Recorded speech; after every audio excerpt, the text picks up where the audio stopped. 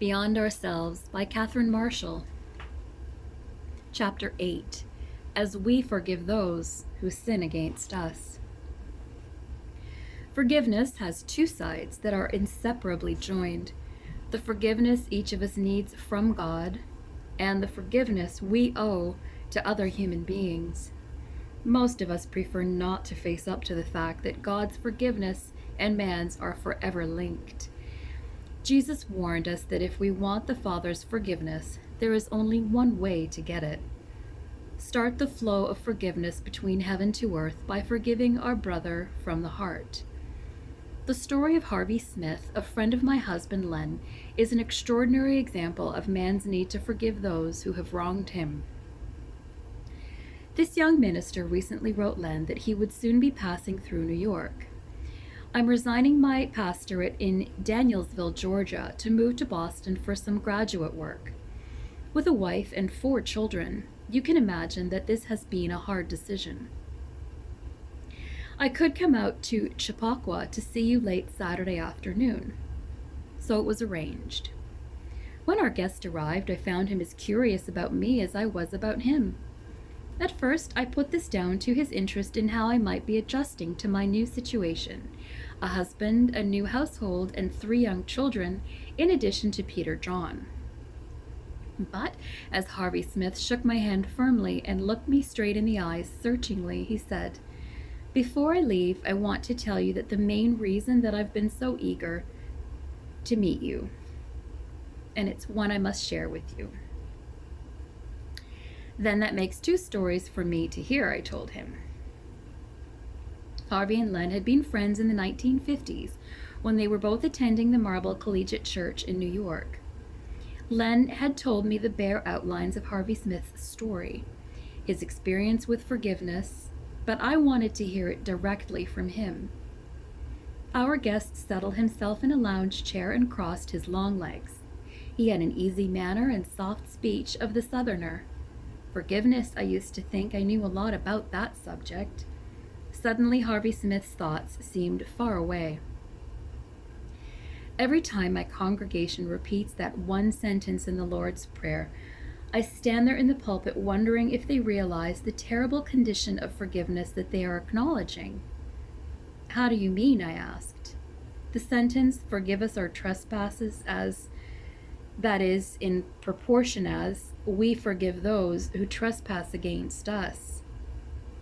Christ was even more specific after he had finished teaching them the prayer, Len added, when he says that if we do not forgive other men, God will not forgive us. That seems rugged. "I've had good reason to ponder that teaching," Harvey continued. "It certainly doesn't mean that God is threatening to punish us by paying us back in kind. But Jesus must have meant what he said," I added. "He could not have been more clear-cut or emphatic about it." As the 3 of us discussed that sentence in the Lord's Prayer, we came to the conclusion that the terrible condition is there. Not because Jesus willed it, but because it states an inescapable fact, a law. When we hold unforgiveness or malice in our hearts, then we cannot possibly have our hearts open to the love of God. We are the ones who have shut the door, not God. And then Harvey Smith spoke several memorable sentences which I hope I can quote accurately. In forgiveness, there has to be a flow. It is the law of the tides, the law of seed time and harvest. No receiving without giving. No Dead Sea hearts are possible. As we give, it is given unto us, in money, in health, in love, in forgiveness. We just cannot have forgiveness in any other way because that is the way life works. And then Harvey told us this story. In the autumn of 1950, Harvey Smith had come to New York City from La Grange, Georgia, to attend Columbia University. Soon after arriving, he had met a boy named Jack in one of his classes. Jack was a young man with an unhappy background, reared in a broken home. He had just done a miserable stint in the Navy and now was confused about his future. He seemed to need a friend, so Harvey let him share his apartment. It was a basement apartment in the shadow of the Cathedral of St. John the Divine. What the Southerner did not know was that Jack had always been an emotionally disturbed person. This unhappy truth came out soon enough. Periods of seeming normalcy would be followed by uncontrollable temper tantrums. As these became more frequent and Jack's drinking bouts grew heavier, Harvey realized that he was in a situation he could not handle. Moreover, his unhappy friend refused to go to a counselor. Finally, Harvey knew what he had to do. He would move out and leave the apartment to Jack. His plan was to find a room nearby so that they could still be friends. Perhaps then he could be more objective and so be of more help. It was on a Thursday morning, just as he was about to leave for school, that Harvey told his apartment mate of his decision. It was only later that he realized how shattering this was to the distraught man. Apparently, he had become Jack's only security. Now love was being withdrawn, and his whole world was collapsing. This agitated Jack pleaded at first, and then rage took over. He struck out at Harvey, who protected himself from the flailing arms and held them until the other boy quieted down. When the anger seemed to be spent, Harvey went over to the mirror to tend to a cut on his nose. At that moment, he heard a noise like a snarl behind him. As he wheeled, Jack shoved the door with one foot. In one hand, he was brandishing a hammer. Harvey was not frightened. He was a larger man than his apartment mate. He was sure he could disarm him easily. But as he grabbed for the hammer and kicked it under the dresser, he felt a heavy blow in the back. Then, as the two men grappled, there were two more sharp thrusts in Harvey's back. This was the worst tantrum yet. He must get Jack out of the room. He shoved his antagonist back to the door, then held him with one hand while the other he used to turn the latch. Suddenly there were two more lunges at him, one to the abdomen and one to the chest. And at that moment, Harvey's eyes caught the flash of a knife. Summoning all his strength, he shoved Jack into the wall, through the latch, and stood leaning against the door, trying to understand why he could not get his breath. Through the closed door, he called for help. Mr. Rogers, the building superintendent, had a workshop just down the hall. Perhaps he would hear. Then Harvey realized that his voice didn't sound right. Feeling something sticky on his sweater, he looked down. Red-tinged bubbles were seeping through the sweater from his chest. A sickening realization swept him. I've been stabbed. My lungs are punctured. He swayed and then steadied himself against the door. Immediately there was a knock. It must be Mr. Rogers. The wounded man managed to open the door and then collapsed in a heap on the floor. The superintendent took one horrified look. Blood specks had spattered the young man's face and sweater. A red stain was spreading across his chest. Color was draining from Harvey's face and his eyes were glazing. Fear gripped Mr. Rogers. Without realizing what he was doing, he left Harvey where he was and ran to get the police, leaving the apartment door open. Jack appeared again in the doorway. He stood over his helpless victim, the bloody knife still in his hand. Lying there, Harvey knew there was nothing he could do to prevent Jack from finishing the job. One more stab would probably be enough. Instead, Jack half-lifted, half-dragged Harvey to the bed. From far away, his assailant's voice came to him. "Harvey, can you forgive me?" Harvey tried to open his eyes. Jack's face swam hazily above him. Jack was sorry. The haze cleared a bit. He saw Jack raise the knife to plunge it into his own chest. "I must stop him. I must," were his thoughts. With his last strength, Harvey half raised himself, grabbed the knife, and dropped it behind the bed. Now the blackness began to close in. But Jack's request for forgiveness lay like a stone on Harvey's mind. He heard his own voice from a great distance. "Yes, Jack, I forgive you." Mind and spirit seemed to be separating from body. "That's not me, the natural man, speaking. That came as a response from all the things I've ever learned in my Christian faith." Then there were no more thoughts. In the operating theater of Knickerbocker Hospital on New York's West Side, Dr. Ruth Selznick was examining Harvey Smith's multiple chest wounds. This skilled physician, a specialist in chest surgery, had never seen a worse case. 5 deep knife wounds, lungs rapidly filling with blood. Patient in a deep state of shock. She set to work. Hours went by. Then suddenly there was a new crisis. The patient's breathing stopped. A split-second decision required a new incision, then alternate pressure and suction on the lungs. No response from the inert form on the table. Minutes passed. 4, 6. Suddenly a tremor went through the patient's body. Harvey began to breathe again. 7 hours and 50 minutes after having been placed on the table, Harvey was wheeled from the operating room. But the struggle to live had only begun. The doctor sat by his bed and labored over him all that night.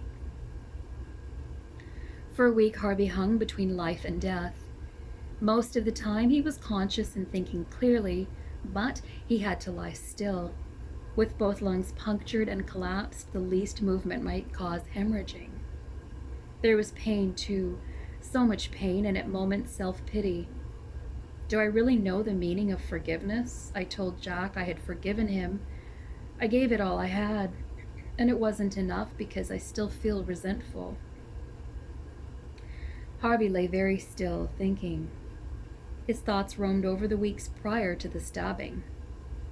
Then an idea came to him. Are any of us ever blameless? Maybe it had been out of pride and not a little self-righteousness that he had been trying to help Jack. Perhaps his goodness had actually been a stumbling block to Jack. Then the pain would come back again. Harvey would gasp for a breath that was slow in coming. Nothing but a gurgling sound deep in his chest, and in his heart, fear. This isn't easy. Forgiveness is costly. Am I really willing to pay the price? Do I really forgive him? It seemed even more costly that day when Harvey heard that Jack was building his testimony on the basis of self-defense. Harvey's fingerprints were on the hammer. Of course they were. So Jack had decided to plead that he had been attacked first, had struck with the knife only to protect himself. Grimly, Harvey pondered the irony of it. Forgiveness is costly. He thought back to that moment when he had lain on the bed with Jack, standing over him, brandishing the bloody knife. Yes, Jack, I forgive you. The instinct that had told him that this was not really him speaking had been right. He had not the ability to get rid of the surging resentments, the bitterness, the self-pity, the temptation to compare Jack's conduct to his. He could not cleanse himself of those emotions, but the one who had spoken those words of forgiveness for him that day in the apartment could complete the job for him now. All he had to do was to be willing to let the resentment go and to set his will toward forgiveness. Christ would do the rest, but forgiveness is costly. It cost Christ a great deal. As he lay in hospital, on his bed near death, Harvey found the meaning of life. Out of new understanding, once more from the depths of his being came the words, Jack, I forgive you. And at last there was peace in his heart. Meanwhile, during those weeks in the hospital, Harvey's friends at the young adult group of the Marble Collegiate Church were donating blood, a great deal of it. Over and over they met to pray for Harvey and for Jack. One member of the group was Anne Haugasian, whom Harvey had met some months before. Quietly, the young people raised the money to pay all of Harvey's hospital expenses. Daily they inquired about him and sent flowers, fruit, and showered small kindnesses on him. Through them, Christ's love was flowing to him. He dared not dam up any of that love and prevent it from flowing to the one who needed it most, Jack. Then Harvey learned something else about forgiveness. It was his doctor who taught him. You're going to get well, she told him one morning. The patient smiled at her. I've known that for several days. It's mostly thanks to you. No, there's another reason. Your condition has been so precarious that anything could have tipped the scales. What do you mean? I've watched you closely. You've been at peace with yourself, especially the last 10 days. If you had held on to any hate at all, that negative emotion would probably have sapped so much of your energy that you probably would not have pulled through. Throughout the rest of the day, Harvey pondered the doctor's words. In this case, hateful, unforgiving thoughts would literally have destroyed him. The doctor was right. Her patient eventually did make a complete recovery, and Harvey, convinced that his life had been spared for some purpose, became intent on finding that purpose. It was more than 3 years before he knew. In the meantime, he had taken a full-time job with the Boy Scouts of America. On Christmas Day in 1952, he and Anne were married in a quiet ceremony in LaGrange, Georgia.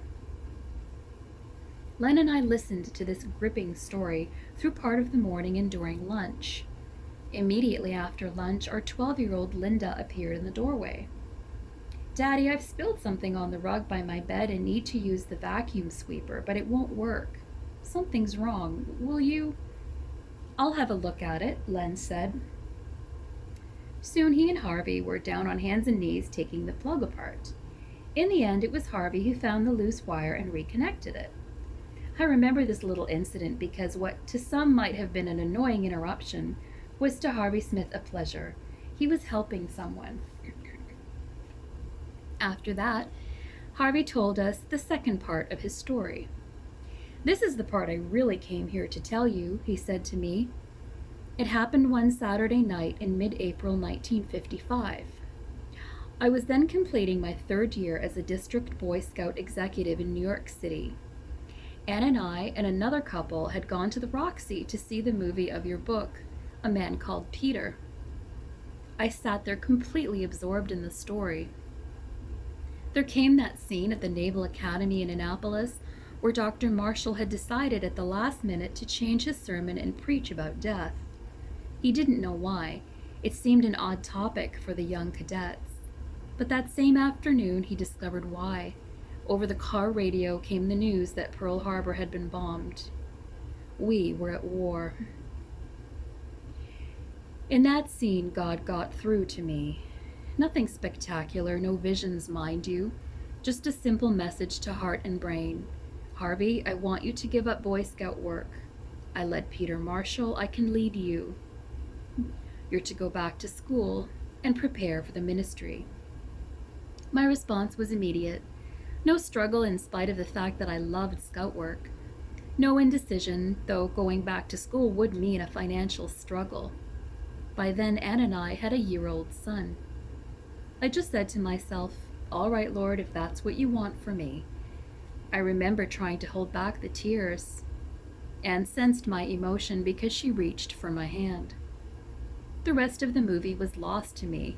I had to go back a few weeks later to see how it ended. Later that evening, when I told Anne what had happened in the theater and asked her how she would feel about being the wife of a minister, she was jubilant. "Why, darling, now I can tell you. I thought you were studying to be a preacher when I first met you. Be a minister's wife? Nothing could please me more." The decision had to go through a time testing period to make certain that this was no ephemeral emotionalism. But months later, I was as sure as ever. The call is clear, my enthusiasm just as great. So I entered seminary in the fall. You know the rest of the story. The 3 of us marveled at the events that had dovetailed and conspired to bring Harvey to the place where God wanted him. Then I asked, "What happened to Jack?" He was sentenced to several years' treatment in a corrective institution. I understand that now he is out again. Harvey was silent a moment. There is so much to learn the hard way about forgiveness. Then he repeated again the steps. First came the realization that I was not without blame, that none of us ever are. Second, that forgiveness isn't easy, it's costly. And then I learned that from God's point of view, forgiveness is not complete until a severed relationship has been mended. It took me a while to see that this was the point of that scripture verse. If thou bring thy gift to the altar, and there rememberest that thy brother hath aught against thee, leave there thy gift before the altar. First be reconciled to thy brother, and then come and offer thy gift. This means that we won't feel that our prayers are getting through or our gifts being accepted until we have done something to try to heal the broken relationship. So you see, actually, the forgiveness process between Jack and me is not finished yet. But Harvey, Len interrupted, after all that has happened and considering Jack's emotional situation, do you really think a constructive relationship could be established now? It takes faith to think so, Harvey answered slowly. I can't honestly say I relish trying it, but it's unfinished business, so only God can tell me how to finish it. I have a feeling that Harvey will get back to Jack. Someday I shall learn the final chapter of this extraordinary story. Jesus had a great deal to say about forgiveness. Take the scene recorded by Matthew in which the subject is under discussion. The disciples know that according to old Jewish law, one must forgive 3 times. After that, a man can be as hostile to another as he wishes. But impetuous Peter is feeling expansive. He draws his striped robe about him and asks, Lord, how oft shall my brother sin against me and I forgive him? A smug look creeps across the disciple's face. He will be overly generous in answering his own question and so win a word of approval from the master. Until 7 times? Christ looks at his disciple, his eyes showing amusement. Peter is so transparent, always ready to talk. Your arithmetic is all wrong, Simon, as wrong as that of the scribes and Pharisees. Forgive 7 times? Nay, 70 times 7. Then, seeing Peter's face screwed up, obviously working on the sum in his head, the master says, Let me tell you a story. A certain king had a servant who owed him 10,000 talents. Immediately, Matthew, the former customs collector with the mathematician's brain, exclaimed, 10,000 talents? Why, the total annual taxes of all 5 provinces of our land are but 800 talents. That's 12.5 times that much. Footnote here, about $2 million in our money. The purchasing power of that sum was many times what it would be today. Jesus continued, Of course the king knew that a debt like that was impossible of repayment, so he ordered the servant, his wife, and children sold into slavery. But the miserable servant prostrated himself, bowing his head in the dust before the king. Lord, have patience with me, I will pay thee all. It was so preposterous as to be touching. The king's amusement was tinged with pity. The servant had many lovable qualities. With sudden compassion he said, All right, I release you from the debt. Rise up, be gone. The servant leapt to his feet, rejoicing. He would have kissed his master had he dared. He was free, free. Later on that same day, the servant went to the bazaar to purchase fresh pike for the master's household.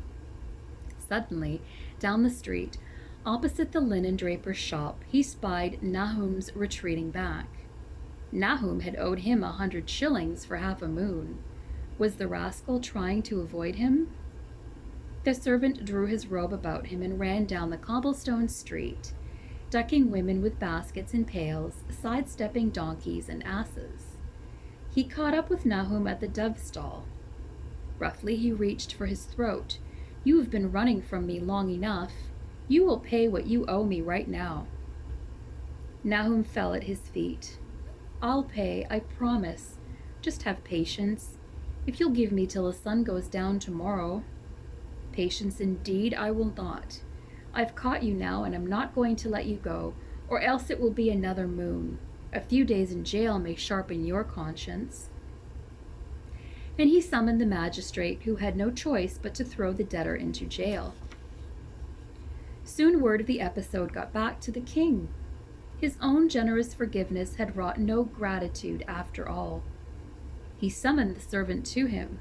Thou wicked servant, I forgave thee all that great debt.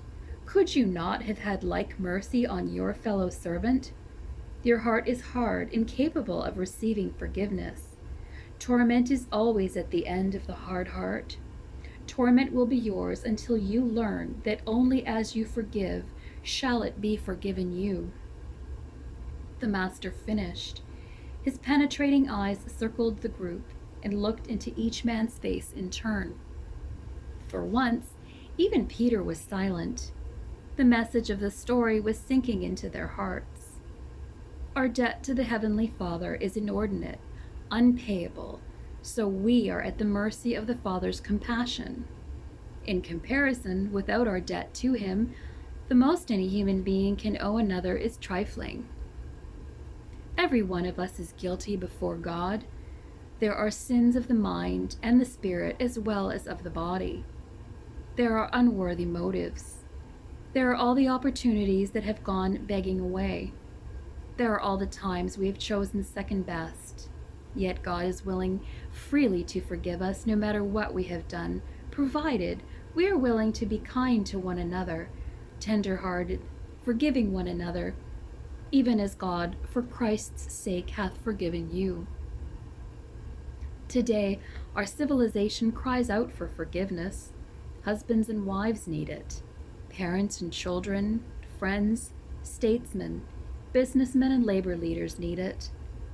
Yes, and nations. Jesus would tell us that we Americans must forgive the Japanese for Pearl Harbor, just as the Japanese must forgive us for Hiroshima. The Jews have so much for which to forgive the Germans, and the Germans have much to forgive the Russians, and the Russians the Germans. Have the Ethiopians forgiven the Italians? And what about the Israelis and the Arabs with so much bitterness on both sides? If the wounds of millions are to be healed, what other way is there except through forgiveness? Jesus, at least, gives us no alternative. The command is stern, the terms are set. But if ye forgive not men their trespasses, neither will your Father forgive your trespasses. God's forgiveness and man's are one.